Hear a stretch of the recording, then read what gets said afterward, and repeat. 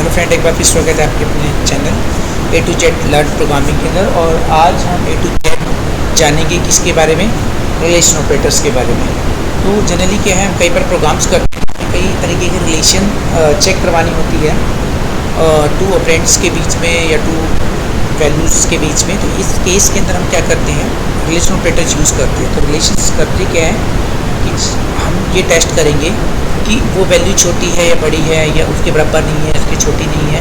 इस तरीके की सिचुएशन हमारे को प्रोग्रामिंग में कई जगह जरूरत पड़ती हैं। तो ऐसी सिचुएशन में हम क्या कर सकते हैं, रिलेशन ऑपरेटर्स का यूज़ करते हैं। जनरली रिलेशन ऑपरेटर्स एक से ज़्यादा वैल्यू को भी चेक कर सकते हैं। तो ये हमारे डिपेंड करता है दूसरे ऑपरेटर्स के में। लेकिन फ़िलहाल हम जो आज का टॉपिक पढ़ रहे हैं, ये पढ़ रहे हैं कि रिलेशन ऑपरेटर कैसे यूज़ करेंगे, और रिलेशन ऑपरेटर्स को हम एग्जाम्पल के थ्रू से क्लियर करेंगे, जिससे आपको अच्छी अंडरस्टैंडिंग आ सके इसके अंदर कि रिलेशन ऑपरेटर सी में इस तरीके से यूज़ करेंगे। ओके, और इसके हम नेक्स्ट पार्ट में ये भी बताएंगे कि रिलेशन ऑपरेटर दूसरे ऑपरेटर के साथ कैसे यूज़ किए जा सकते हैं। तो आप मेरे चैनल पे बिल्कुल नहीं हो तो प्लीज़ सब्सक्राइब कीजिए, ताकि मेरा उत्साह और एक्साइटमेंट हमेशा बना रहे आपके लिए। और जल्दी से शेयर और कमेंट और लाइक ज़रूर करें।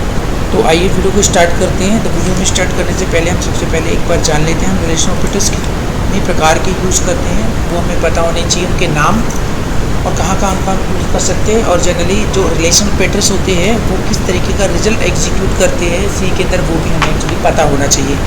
तो पहले हम उनके नाम के बारे में जान लेते हैं। काम तो मैंने बता ही दिया कि ये दो या दो से अधिक वैल्यूज़ या एंटिटीज़ के बीच में रिलेशंस का पता करता है कि वो छोटी है, बड़ी है, नहीं है। ये सारे रिलेशंस चेक करता है। तो रिलेशन चेक करने के जो हमारे पास कितने टाइप के, उनके क्या क्या नाम है, वो हम यहाँ पे स्टडी करेंगे। तो रिलेशनल ऑपरेटर्स, तो सबसे पहला लेस देन होता है हमारा, इसे हम लेस देन बोलते हैं, लेस देन। और फिर इसके बाद हमारा होता है ग्रेटर देन, इसे हम ग्रेटर देन बोलते हैं।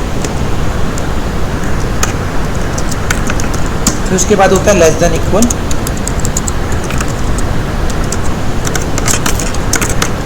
फिर आता है हमारा ग्रेटर देन इक्वल,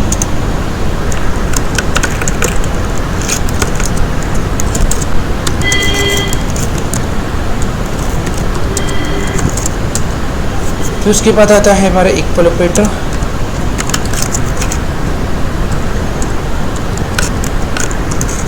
और फिर उसके बाद आता है नॉट इक्वल।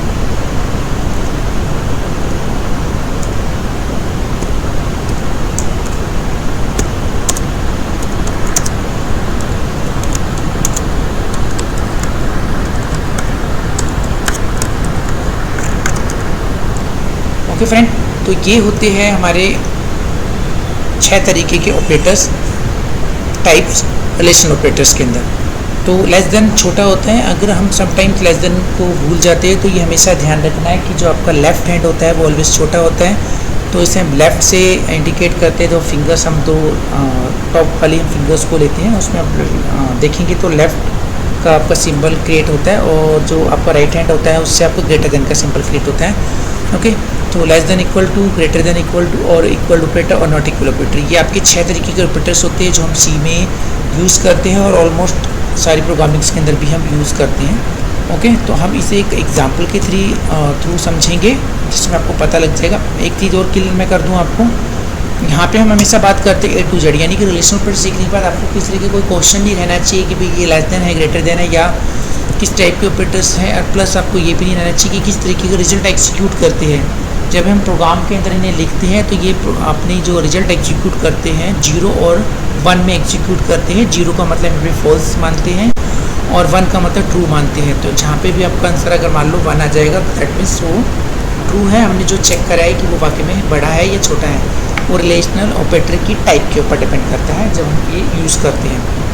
तो सबसे पहले एज यूजुअल हम हैश इंक्लूड करेंगे अपनी, और फाइलें यहाँ पे हम अपनी लगाएंगे stdio.h, अपनी हेडर फाइल लगा ली हमने। देन उसके बाद onio.h, फिर उसके बाद हम मेन पे आ जाते हैं। मेन के बाद यहाँ पे हम इंट a इक्वल टू 23 रख लेते हैं, और b इक्वल टू हम यहाँ पे 45 रख लेते हैं, और r1 हम यहाँ पे रख लेते हैं 0।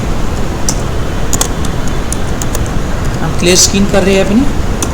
अब इसके बाद हम एक रिलेशनल ऑपरेटर यूज़ करते हैं। सबसे पहले R1 रखा हमने और यहाँ पे चेक करा A less than B।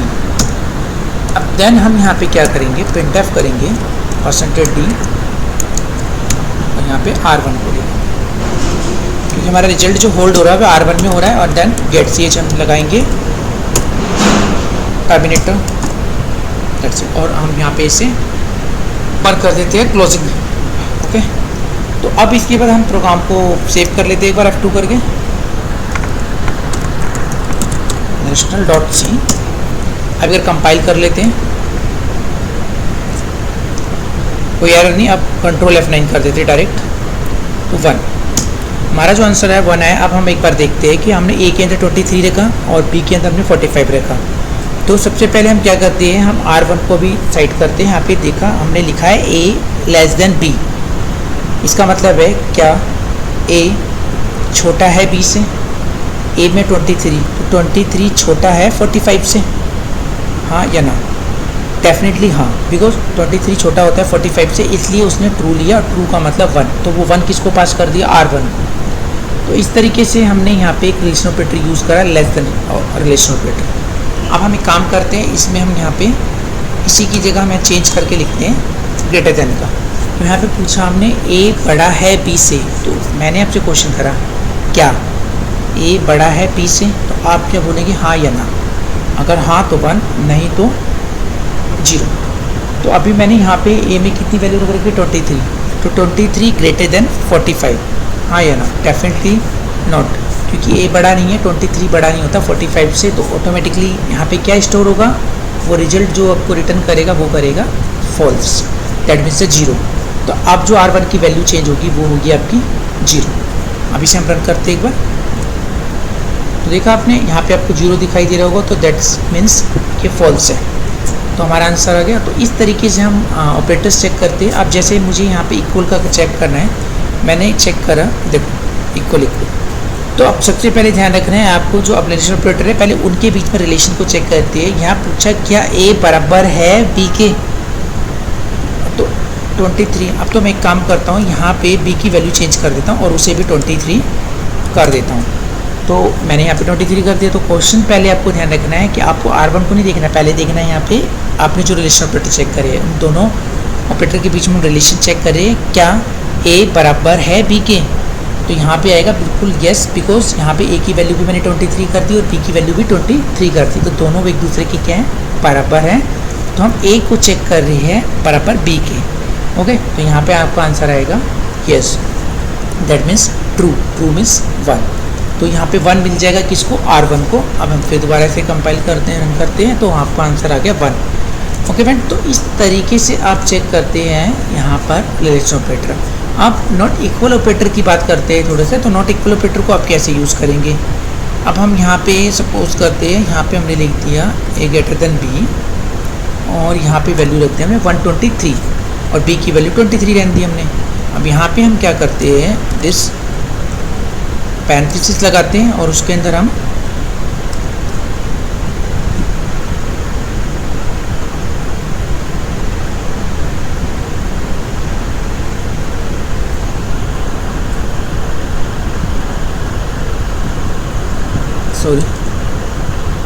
A not equal B। देखिए, तो हमने यहाँ पे चेक करा है कि A is not equal B, यानी कि A बराबर नहीं है किसके, B के। इक्वल ऑपरेटर से तो बराबर चेक करा था हमने, और यहाँ पे नॉट इक्वल हमने इस तरीके से यूज़ करा है कि पहले हमें नॉट का सिंबल लगाना है, जिसे आप कुछ लोग क्या बोलते हैं यहाँ पे, एक्सक्लेमेशन का साइन। ओके, तो यहाँ पे हम इसे निगेशन यानी कि इसे नॉट का साइन बोलते हैं। तो हमने नॉट इक्वल B कर दिया, A बराबर नहीं है B के। कोई शक नहीं है कि A बराबर नहीं है B के, तो इस वजह से यहाँ पे हम आंसर हमारा क्या आ जाएगा, फॉल्स। ठीक है, कोई शक नहीं है कि यहाँ पे हमारा आंसर क्या नहीं है, इक्वल नहीं है, तो बिल्कुल सही है। तो दैट मीन्स ट्रू, ट्रू मतलब 1। ओके, तो अगर मैं इसकी वैल्यू चेंज करता हूँ यहाँ पे और इसकी वैल्यू रख देता हूँ, तो ये दोनों वैल्यू बराबर है। तो इसका मतलब क्या है कि दोनों वैल्यू बराबर है, यानी इक्वल। मैंने क्वेश्चन करा है बराबर नहीं है, मैं ये चेक कर रहा हूँ बराबर नहीं है ना। अगर बराबर नहीं है तो हाँ, बराबर है तो ना। तो अब देखिए फॉल्स आ गया तो 0। तो ये ध्यान रखना है आपको। कुछ लोग कई बार कंफ्यूज हो जाते हैं कि नॉट इक्वल मतलब यानी कि उसके अपोजिट में ले लेते हैं। नॉट इक्वल मतलब जो मैं ले रहा हूँ वैल्यू वो क्या बाकी में उसके बराबर नहीं है ना, नहीं मतलब मैं सही के लिए चेक कर रहा हूँ, यानी नॉट इक्वल के लिए चेक कर रहा हूँ। अगर मेरे को इक्वल के लिए चेक करना है तो मैं इक्वल ऑपरेटर का यूज़ करना पसंद करूँगा। तो इस तरीके से आपके रिलेशन ऑपरेटर यूज़ किए जाते हैं और इस तरीके से आप सारे रिलेशन ऑपरेटर्स को चेक कर सकते हैं। ओके फ्रेंड, आई होप ये वीडियो आपको अच्छी लगी होगी। फिर भी अगर आपको कुछ डाउट हो तो आप मेरे से कमेंट कर सकते हैं, मैं कमेंट में आपका रिप्लाई ज़रूर करूँगा। और मेरे चैनल को सब्सक्राइब और शेयर और लाइक करना बिल्कुल ना भूलें, ओके, ताकि हम आने वाली मेरी जितनी भी लेटेस्ट अपडेट वीडियोज़ है आपको ऑटोमेटिकली मिलती रहें। Thank you very much, bye.